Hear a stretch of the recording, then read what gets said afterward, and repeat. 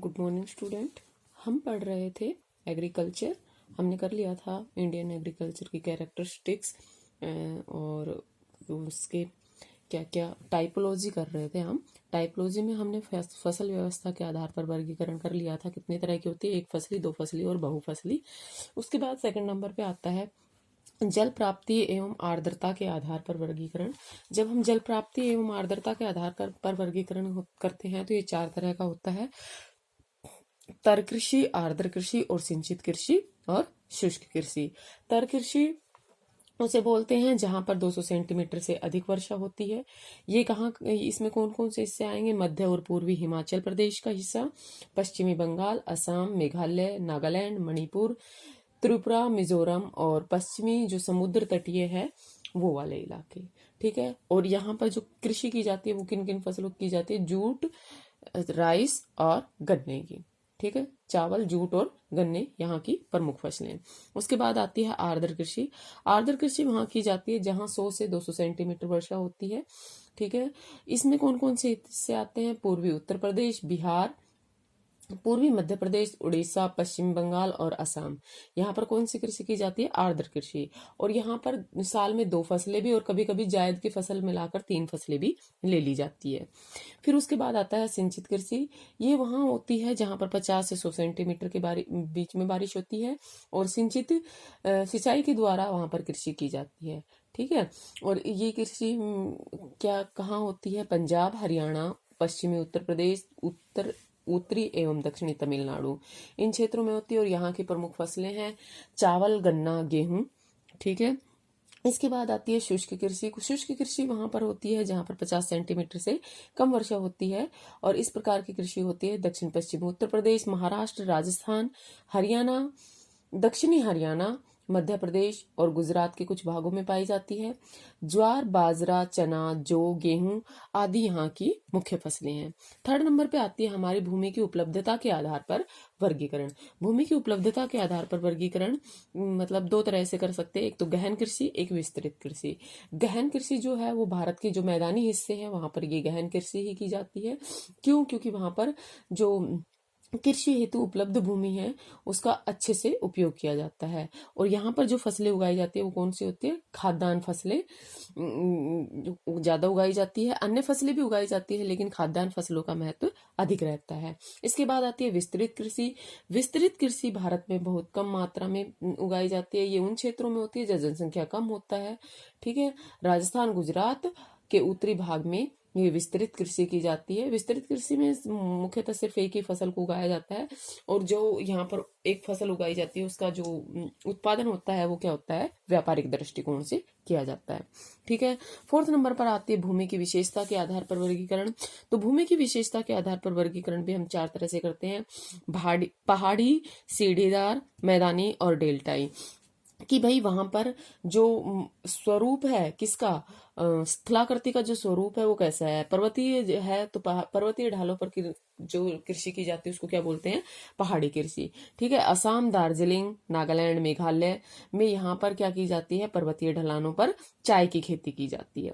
ठीक है। उसके बाद आता है सीढ़ीदार खेती। सीढ़ीदार खेती ये वो होती है जिसमें पहाड़ की जो ढलान है उसके साथ उनको किस में बदल दिया जाता है? सीढ़ीदार खेतों में बदल दिया जाता है। ठीक है। और यहाँ पर आलू और चाय का उत्पादन होता है। मैदानी भाग जो है, भारत के मैदानी भाग इस वर्ग में आते हैं और भारत की जो अधिकांश कृषि है वो मैदानों में ही होती है। डेल्टाई कृषि, ये जैसे गंगा और ब्रह्मपुत्र का डेल्टा है, गोदावरी कृष्णा का डेल्टा है, महानदी कावेरी नदियों के डेल्टाई भागों में जो कृषि की जाती है उसको बोलते हैं डेल्टाई कृषि। और यहाँ पर जो कृषि की जाती है वो कौन सी होती है? कौन सी कृषि होती है? चावल की मुख्य कृषि की जाती है। ठीक है। EHBE। और 5वां वर्गीकरण क्या था हमारा? फसलों की उत्पादन मात्रा और उनकी विक्रिय व्यवस्था के आधार पर वर्गीकरण। इस आधार पर दो वर्गों में बांटा गया है। कौन सा? EH डोबी के अनुसार कृषि का वर्गीकरण और विटलसी के अनुसार। EH डोबी ने 4 वर्गीकरण किए। पशुचारण, मतलब इसमें क्या किया जाता है? कृषि के साथ साथ पशु भी पाले जाते हैं और ये कहाँ की जाती है? पश्चिमी राजस्थान, उत्तरी पश्चिमी गुजरात और कश्मीर में। इसके बाद आर्द्र चावल निर्वाह कृषि, इसमें जो भारत के पूर्वी राज्य है, पश्चिमी बंगाल, पूर्वी व पश्चिमी तटीय पर जो क्षेत्र है वहां पर इस प्रकार की कृषि की जाती है और ये आर्द्र क्षेत्र, और यहाँ पर चावल यहाँ की मुख्य फसल है। ठीक है, गेहूं के साथ मिश्रित निर्वहन कृषि, भारत में अगर हम देखें तो अधिकांश इस कृषि का प्रचार मिलता है। विशेषकर संपूर्ण पश्चिमी, मध्य व दक्षिणी भारत को इस वर्ग में रखा जाता है। गेहूं यहाँ की मुख्य फसल होती है। ठीक है, इसके बाद बागानी कृषि है। बागानी कृषि जो पहाड़ी ढलानों पर, जैसे असम में चाय के, कहवा के ये जो बागान होते हैं, इनको बोलते हैं बागान कृषि। ठीक है, विटलसी के अनुसार भी कितने तरह का वर्गीकरण होता है? 4 तरह का वर्गीकरण। कौन कौन सा? चलवासी पशुचारण, दूसरा है चावल प्रधान गहन निर्वाह कृषि, और तीसरा है चावल विहीन गहन निर्वाह कृषि, और प्रारंभिक स्थायी कृषि। मतलब ये कि चलवासी पशुचारण जो किया जाता है, और चावल प्रधान गहन, जहां पर चावल अधिक मात्रा में उगाया जाता है। चावल विहीन उन क्षेत्रों में जहां चावल नहीं उगाया जाता। प्रारंभिक स्थायी कृषि मतलब जो पहले से जो कृषि होती आ रही है वो इस तरह में आती है। ठीक है, इसके बाद आता है कि जो इनके अलावा जो वर्गीकरण है भारत में, वो इनके अलावा भी भारत में जो वर्गीकरण किया जाता है कृषि का, वो मुख्य रूप से 6 भागों में विभाजित की जाती है। कौन कौन सी? स्थानांतरण कृषि, स्थानबद्ध कृषि, गहन जीविका निर्वाह कृषि, मिश्रित कृषि, वाणिज्य कृषि, और रोपण कृषि। अब स्थानांतरण कृषि क्या होती है? स्थानांतरण कृषि जो है, इसमें क्या करता है, किसान अपने परिवार की जो खाद्य आवश्यकता है उनकी पूर्ति के लिए कृषि करता है। यह कृषि जो आदिवासी लोग होते हैं भारत के, उन क्षेत्रों में की जाती है, जैसे नागालैंड, त्रिपुरा, मणिपुर, मेघालय, अरुणाचल प्रदेश और पश्चिमी घाट में की जाती है। ये कैसी कृषि कहलाती है? कृत्रिम दहन प्रणाली, मतलब स्लैश एंड बर्न। ये क्या करते हैं ये लोग? जंगलों को काटकर साफ करके या वहां आग लगाकर उन जंगलों को साफ करते हैं। ठीक है, और उस जो जमीन का जो टुकड़ा ये तैयार कर लेते हैं, उस टुकड़े में अपने परिवार के भरण पोषण के लिए वहां पर क्या उगाते हैं? अनाज उगाते हैं। ठीक है, और कोई छोटी मोटी जो फसलें होती है, खाद्य फसलें, उनको उगाते हैं। और ये जो कृषि भूमि को साफ करते हैं, ठीक है, उनको किस तरह से करते हैं? आदिम जो कृषि के औजार होते हैं, जैसे लकड़ी के हल, डाव, खुदाई करने वाली छड़ी, परिवार और समुदाय के जो लोग होते हैं, उनकी मदद से ही ये कृषि की जाती है। ठीक है, और ये कृषि पूरी तरह से किस पर निर्भर करती है? मानसून पर निर्भर करती है।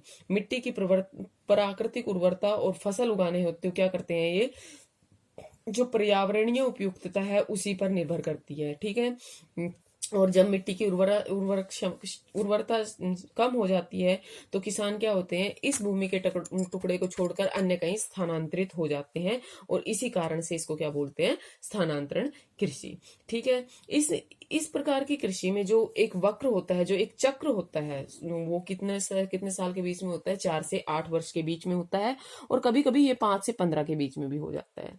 ठीक है, और इस तरह की कृषि में क्या होता है? जो मिट्टी की उर्वरक शक्ति है वो क्या होती है? प्राकृतिक जो क्या होती है? प्राकृतिक जो प्रक्रियाएं होती हैं उनके द्वारा फिर से लौट आती है। क्यों? क्योंकि ये लोग रासायनिक उर्वरक वगैरह का तो यूज करते ही नहीं है। ये सिर्फ कैसे नेचुरल तरीके से ही फसल उगाते हैं, और वो कुछ टाइम बाद ही उनकी वो वापस लौट आती है। लेकिन जब ये रेगुलर उस पर करते रहते हैं तो क्या होती है? वो खत्म भी हो जाती है।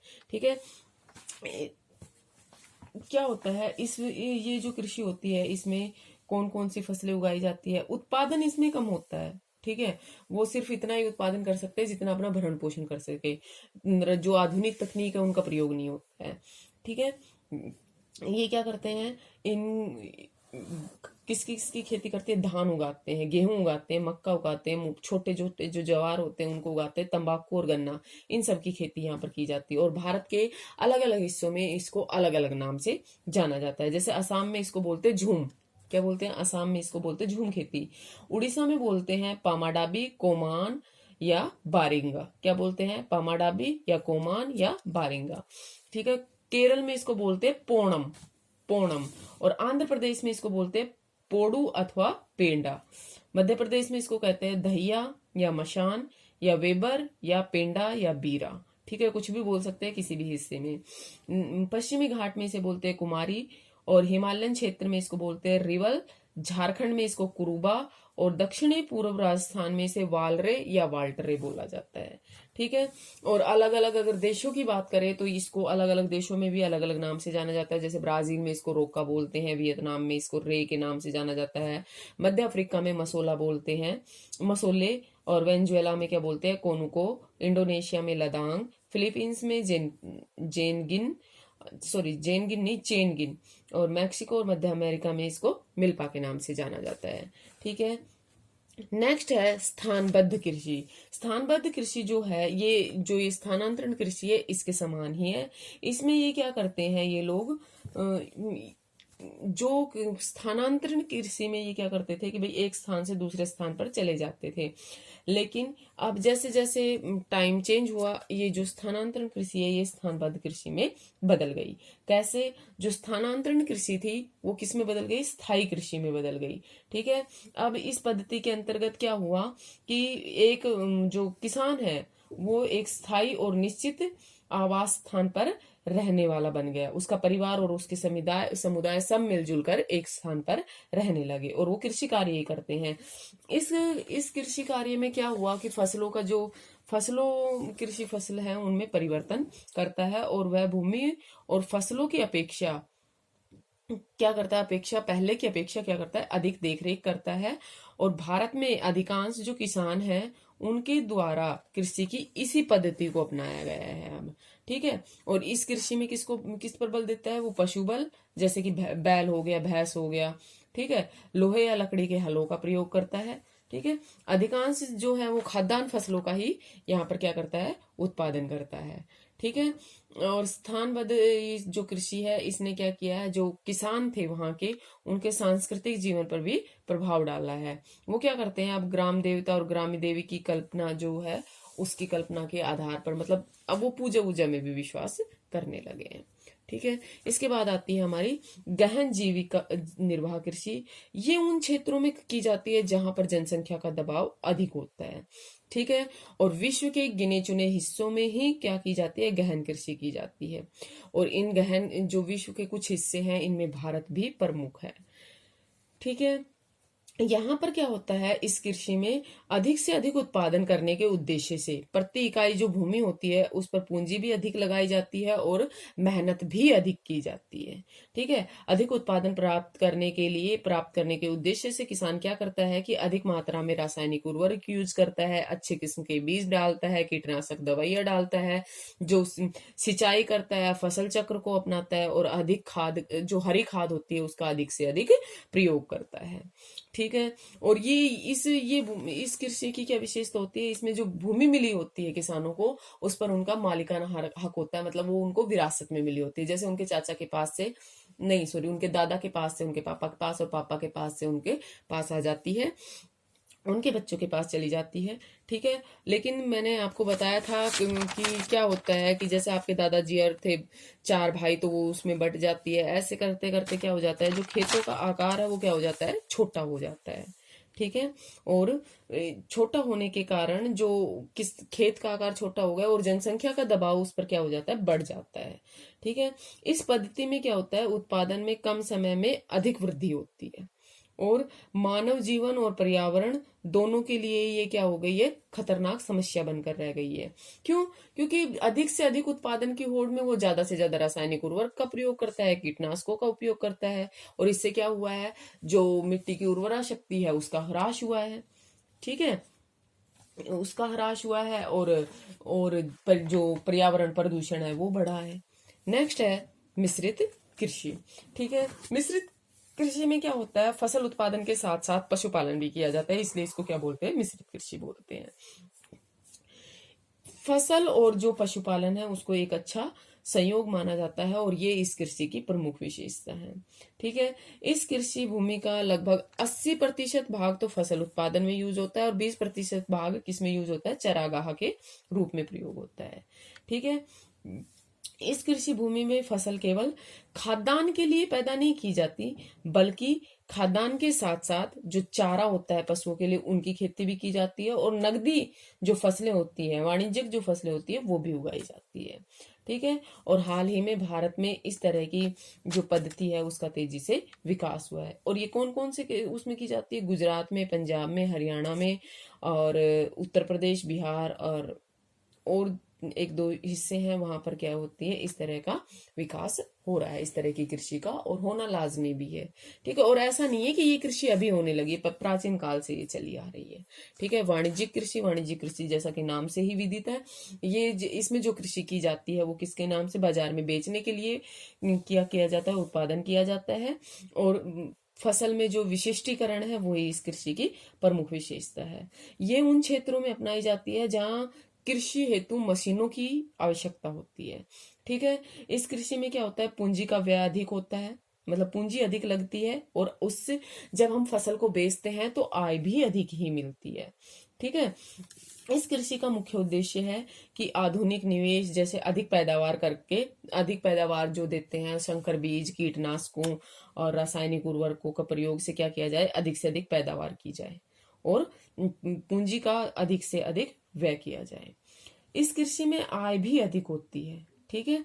और पंजाब हरियाणा में जो चावल है वो वाणिज्यिक फसल के रूप में ही उगाया जाता है, जबकि उड़ीसा और बिहार में ये क्या है?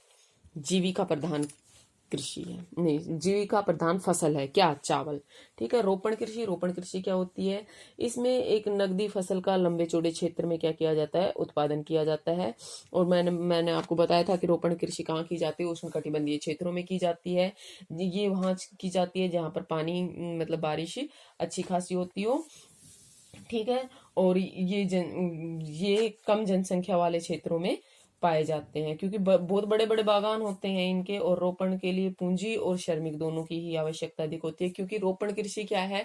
इसको पहले एक छोटी सी, मतलब अलग से क्यारी में तैयार किया जाता है, इसकी पौध को तैयार किया जाता है। फिर पौध को तैयार, मतलब जब पौध थोड़ी सी, मतलब जब वो थोड़ी सी बड़ी हो जाती है तो उसको वहां से खुरपे की सहायता से निकाल कर कहाँ रोपा जाता है? जो पहले से तैयार किए हुए खेत होते हैं उनमें रोपा जाता है। और ये सारा काम किसके द्वारा होता है? हाथों के द्वारा होता है।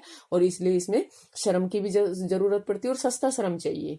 ठीक है। नहीं तो क्या होगा? बहुत ज्यादा। अब देखिए, भारत में जो रोपण कृषि के अंतर्गत के पहले तो क्या थी? चावल, चाय, कॉफी, रबड़, कपास, पटसन, ये सब तो है ही है।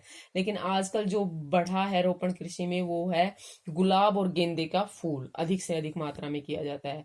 अजमेर के पास पुष्कर जो घाटी है उसमें गुलाब की खेती बड़े पैमाने पर की जाती है। दिल्ली के आसपास के क्षेत्रों में फूल की जो खेती है वो वृहत क्षेत्र पर की जाती है।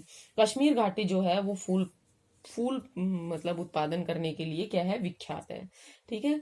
क्योंकि ये जो रोपण कृषि है ये भी क्या है? वाणिज्य कृषि है। और इसके लिए, इस कृषि में भी उत्पादन का उद्देश्य क्या होता है? बिक्री के लिए होता है। ठीक है, उनका उद्देश्य। और इस कृषि में जो परिवहन की सुविधा है और संचार के साधन है उससे संबंधित मतलब ये सब भी एक महत्वपूर्ण भूमिका निभाते हैं। और इसके अलावा बाजार भी एक महत्वपूर्ण भूमिका निभाता है। ठीक है। भारत की फसलों में भारत की जो फसल ऋतुएं हैं, क्या है? भारत की फसल ऋतुएं। आप सोच रहे होंगे कि मैंने ये सब पहले क्यों लिख लिया। मैं आपकी पहले एक वीडियो तैयार कर चुकी थी, लेकिन क्या हुआ कि वो गलती से वो डिलीट हो गई और मैं आपके पास सेंड नहीं कर पाई, इसलिए मुझे ये सब दोबारा करवाना पड़ा। ठीक है। अब देखिए, फसल ऋतुएं आपको सभी को पता है कौन कौन सी फसल होती है। सर्दी में जो उगाई जाती है उसको रबी की फसल बोलते हैं, गर्मी में जो उगाई जाती है उसे खरीफ की फसल बोलते हैं। और कई बार हम क्या करते हैं, मई जून के आसपास भी फसल उगा लेते हैं, उसको क्या बोलते हैं? जायद। ठीक है। और जायद में भी दो तरह की होती है, जायद खरीफ की फसल भी होती है और जायद रबी की फसल भी होती है। क्या होती है, कैसे होती है, अभी बताते हैं। देखिए, भारत जो है वो एक विविधताओं वाला देश है। ठीक है। अपनी भौतिक विशेषताओं के कारण और संस्कृति में जो बहुलता है उसके कारण इसका पूरे विश्व में एक अलग ही स्थान है।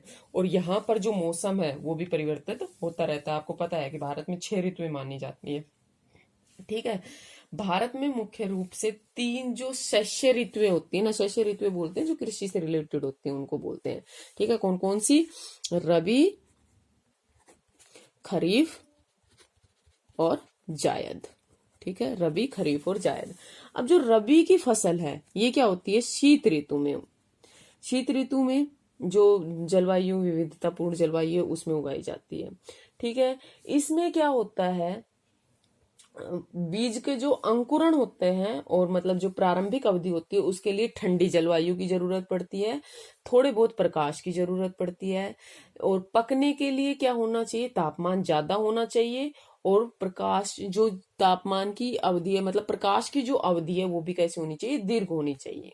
ठीक है, और जो रबी की फसलें हैं इनको अक्टूबर से दिसंबर के मध्य तक तो बोया जाता है। कब बोया जाता है, अक्टूबर से दिसंबर के मध्य तक तो इनको बोया जाता है, और ग्रीष्म ऋतु में अप्रैल से जून के मध्य इनको काट लिया जाता है। अप्रैल से जून के मध्य इनको काट लिया जाता है।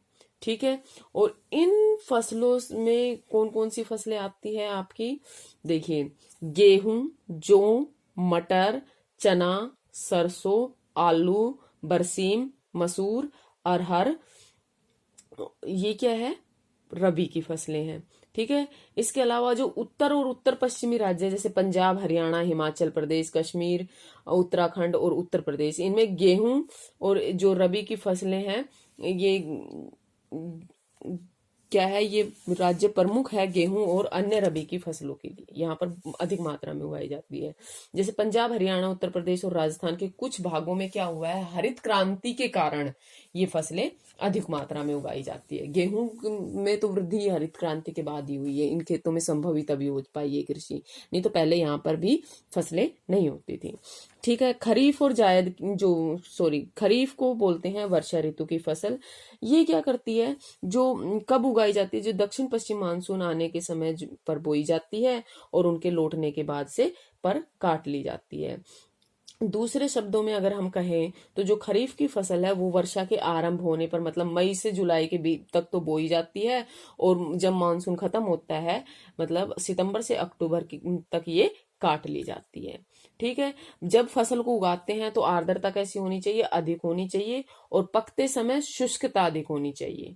ठीक है, और यह जो वर्षा है ये पूरी तरह से किस पर निर्भर कर, नहीं, ये जो फसल है ये किस पर निर्भर करती है, वर्षा पर निर्भर करती है। कौन कौन सी फसलें उगाई जाती है यहाँ पर, चावल, मक्का, ज्वार, बाजरा, तिल, राई, तुर जो अरहर होती है, मूंग, उड़द, कपास, जूट, गन्ना, तंबाकू, मूंगफली और सोयाबीन, ये यहाँ की प्रमुख फसल है।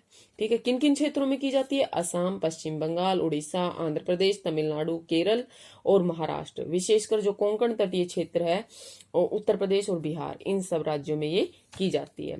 कुछ वर्षों से पंजाब और हरियाणा में भी चावल जो है वो उगाया जाने लगा है। ठीक है, इसके बाद आती है जायद की फसल। जायद की फसल कब बोई जाती है, रबी और खरीफ की जो फसलें होती हैं इनके बीच में बोई जाती है, इसलिए इनको क्या कहा जाता है, जायद की फसल। जायद की फसल को दो श्रेणियों में रखा जाता है, कौन सा, जायद खरीफ और जायद रबी। जायद खरीफ की जो फसल होती है वो वर्षा ऋतु के अंतिम दिनों में बोई जाती है, मतलब अगस्त से सितंबर तक बोई जाती है और दिसंबर से जनवरी तक काट ली जाती है। ठीक है, इसमें आती है चावल, ज्वार, तिलहन, सरसों, कपास,